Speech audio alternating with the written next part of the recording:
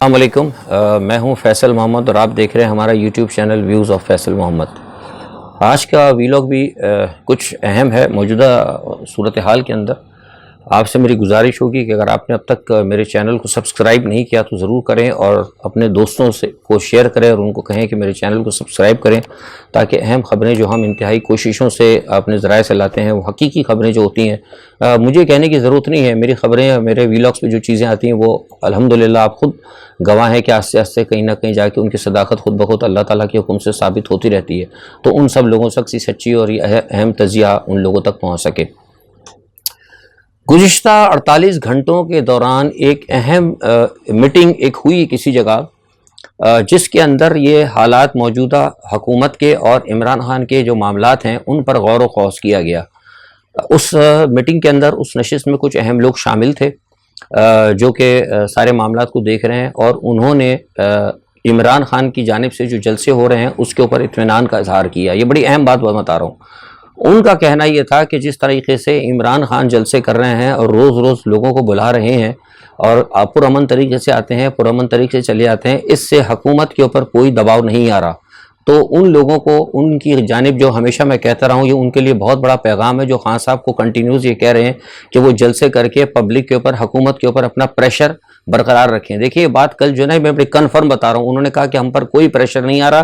بلکہ ان کا کہنا یہ تھا کہ یہ کہا جائے، یہ خان صاحب جو ان کے اپنے لوگ ہیں اندر جو پیراشوٹرز ہیں ان کے ذریعے پیغام دیا جائے کہ خان صاحب اس صورتحال کو مزید کنٹینیو رکھیں، تاکہ لوگ روز روز کی ریپیٹیشن سے عوام بھی متاثر ہوں گے اور جو پی ٹی آئی کے سپورٹرز ہیں ان کے وسائل بھی خرچ ہوں گے۔ دیکھیے بڑی امپورٹنٹ بات وہاں یہ ڈسکس ہوئی ہے، بڑے اہم نقطہ اٹھایا ہے کسی نے، وہ مجھے اندر بیٹھے ایک شخص نے بتایا، کیونکہ انہوں نے کہا کہ جب لوگ روزانہ آتے ہیں پیسے خرچ کرتے ہیں تو ظاہر سی بات ہے وسائل خرچ ہوتے ہیں۔ جب انہوں نے کہا کہ جب روزانہ پی ٹی آئی کے اور عوام کے ورکر کے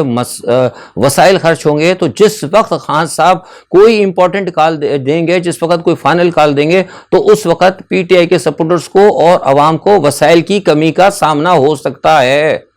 کتنی خطرناک دیکھیں وہاں پہ سچویشن اور کتنے خطرناک طریقے سے وہاں پہ پلاننگ ہو رہی ہے، اور یہاں پر کسی کو نہیں پتا۔ اور میں بارہا کہتا رہا ہوں خان صاحب سے اور خان صاحب کے لوگوں سے کہ کوشش آپ یہ کریں کہ اس وقت آپ جلسوں کا پروگرام ختم کر کے اپنے لوگوں کو آرڈر کریں کہ وہ فائنل کال کے لیے تیاری کریں گھروں میں بیٹھ کے، اور خان صاحب جو ہے اپنا مومنٹم تیار رکھیں، خان صاحب اپنا مومنٹم تیار رکھیں پریس کانفرنس کے ذریعے، بیانات کے ذریعے، لیکن ان کو یہ کہیں کہ جب وہ فائنل کال کا ٹائم آئے تو وہ اس وقت کے لیے اپنے پاس سے اپنے لیے وسائل اور اپنے گھر کے اندر، دیکھیے ظاہر سی بات ہے خان صاحب فائنل کال دیں گے جب لوگ نکلیں گے مطلب چاروں طرف گول کی صورت میں اسلام آباد کی طرف میں، تو 4 دن 5 دن 7 دن 8 دن ہو سکتا ہے ملک بند ہو سکتا ہے بہت کچھ ہو، تو اس وقت تک کے لیے جو لوگ سارے وہاں پر ہوں گے ان کے لیے بندوبست، ان کے انتظامات، اور وہ کس طریقے سے کال دی جائے گی اس کے لیے گھر گھر جا کر جو کام کرنا ہے میں سمجھتا ہوں اس کے اوپر توجہ دی جائے۔ یہی بات وہاں پر انہیں کہی گئی کہ خان صاحب جو کام کر رہے ہیں ان کو یہ کرنے دو، یہ الجھے رہے، حکومت پر کوئی دباؤ نہیں آ رہا، اور اس پس منظر میں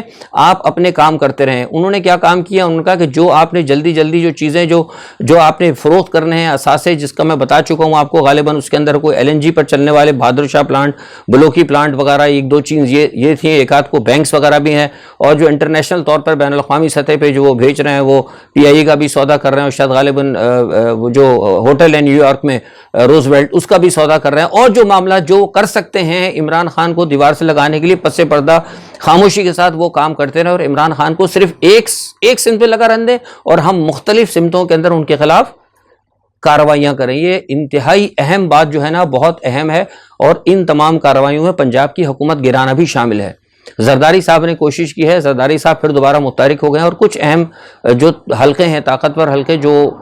فی الحال کہیں نہ کہیں، کوئی طاقتور حلقے سارے تو ساتھ نہیں ہیں ان کے، لیکن جو کہیں نہ کہیں ان کے سپورٹرز ہیں یا جو کچھ کرتا دھرتا ہیں ان کے ساتھ وہ بیٹھ کے اب یہ کوشش کر رہے ہیں کہ کسی طریقے سے دوبارہ ایک دفعہ پنجاب کی حکومت گرا دی جائے، تاکہ جب عمران خان صاحب اگر کوئی فائنل کال دیتے ہیں تو پنجاب کی طرف سے ان کو سپورٹ نہ ہو۔ اور دوسرا اس کے علاوہ ایک پلان یہ بھی بنا رہے ہیں جو میں نے آپ کو پہلے بتایا تھا کہ جو سرحد کی جو حکومت ہے، سرحد کی حکومت کے اندر سرحد کے حالات اتنے خراب کر دیے جائیں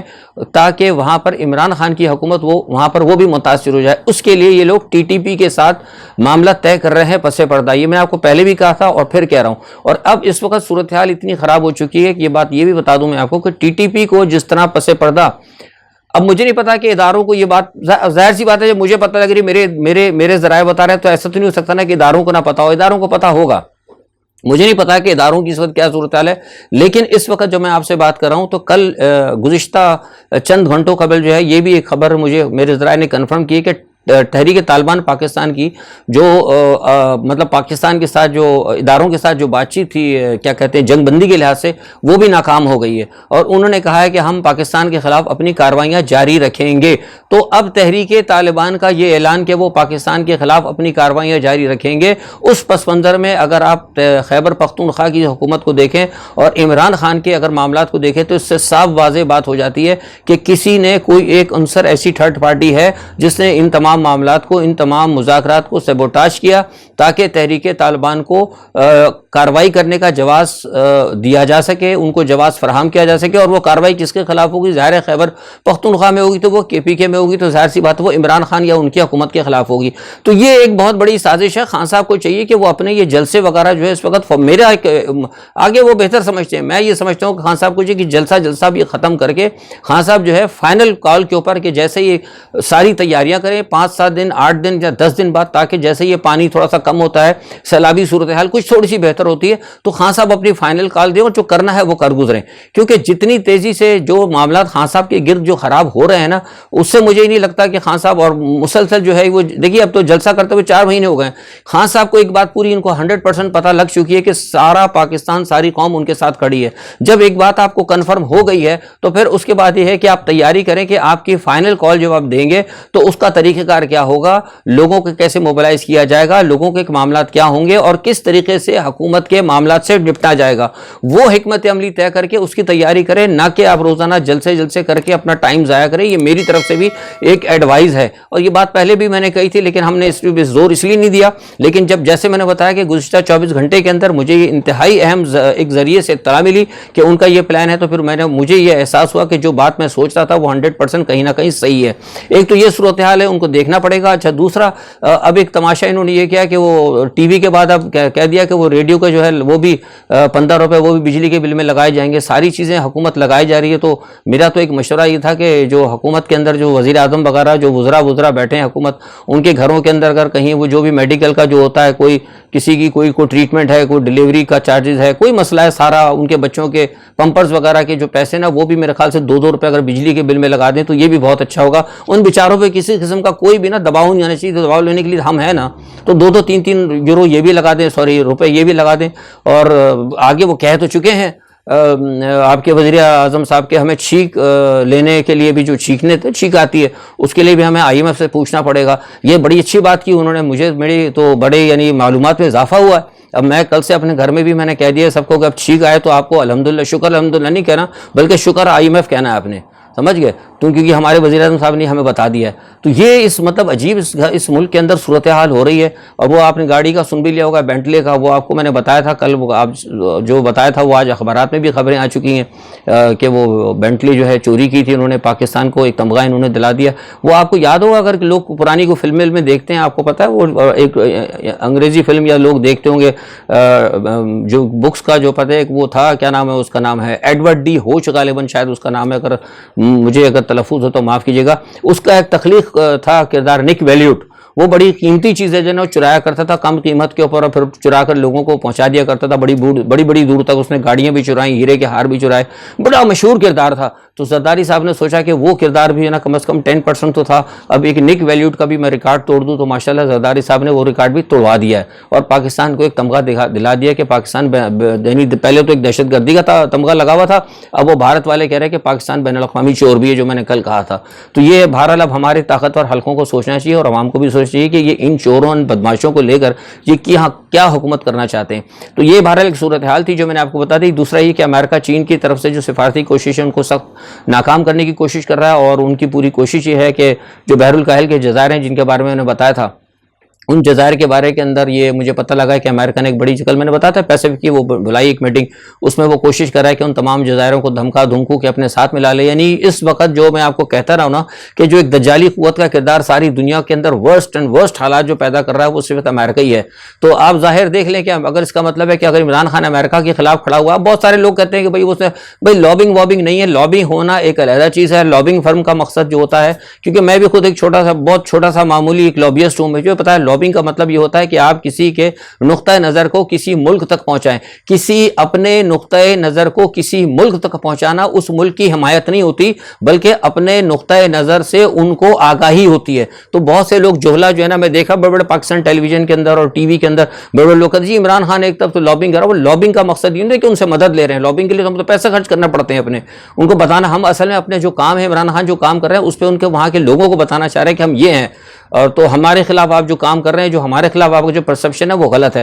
تو یہ بنیادی طور پہ ایک چیز تھی میں نے بتا دی. تو یہ ایک صورتحال ہے امریکہ بہادر کی. بہرحال اچھا ہندوستان کے اندر آپ کو پتا ہے مانسون کی جو بارشیں ہو رہی ہیں، میں نے آپ کو بتایا کہ ہارپ ٹیکنالوجی اور ساری چیزیں ہیں، اور بڑا افسوسناک ایک صورتحال ہے اس وقت سیلاب کی. اور یہ جو معاملات ہیں ساری دنیا کے اندر ہوئے، لیکن پاکستان کا میں نے پہلے ہی بتایا تھا کہ پاکستان کے اندر چونکہ چاروں طرف گلیشیئرز ہیں. میں نے اس پہ 2-3 دن پہلے اخبارات میں بیانات بھی دیے تھے، ایک جگہ انٹرنیشنل پریس میں بھی بات کی تھی. آج میں نے سنا کہیں اخبارات کے اندر آیا بھی ہے، میں نے ٹویٹر کے اوپر ٹویٹ کیا، آپ نے دیکھ لیا ہوگا. بنیادی طور پر پاکستان میں چاروں طرف گلیشیئرز وغیرہ ہیں. تو سارے بڑے جو صنعتی ممالک ہیں ان کو بنیادی طور پر چاہیے تھا کہ بھئی وہ مطلب پاکستان کے ساتھ اتنا ظلم انہوں نے کیا ہے، تو G7 کے ممالک نے، تو یہاں تو پاکستان کی حکومت کو چاہیے تھا کہ بھئی کہتے ہیں آپ ہمارے قرضے معاف کریں، ہمیں امداد تو آپ دے رہے ہیں، ہمیں قرضے، کیونکہ سب کچھ آپ کا کیا دھرا ہے. لیکن یہ حکومت تو کچھ نہیں کر سکتی، یہ تو خود ان کے اس کے اوپر چل رہی ہے، ان کی روٹیوں پہ پل رہی ہے حکومت، جیسے الفاظ میں کہنا چاہیے. ہاں میں سمجھتا ہوں ایک